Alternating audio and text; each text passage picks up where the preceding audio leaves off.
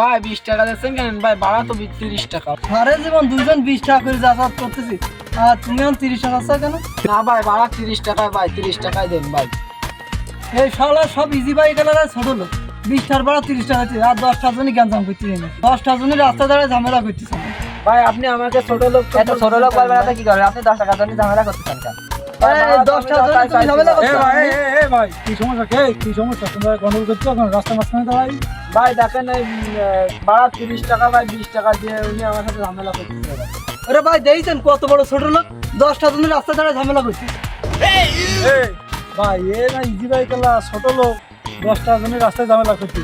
আপনি মান সম্মানওয়ালা বড় লোক, তা আপনি রাস্তায় দাঁড়ায় ঝামেলা করছেন কারণ 10 টাকার জন্য? পাগলামি করেন, এই লাভ গাড়ি দিয়ে শালা কি দুটো রেস্কি শেষ করে দিচ্ছি।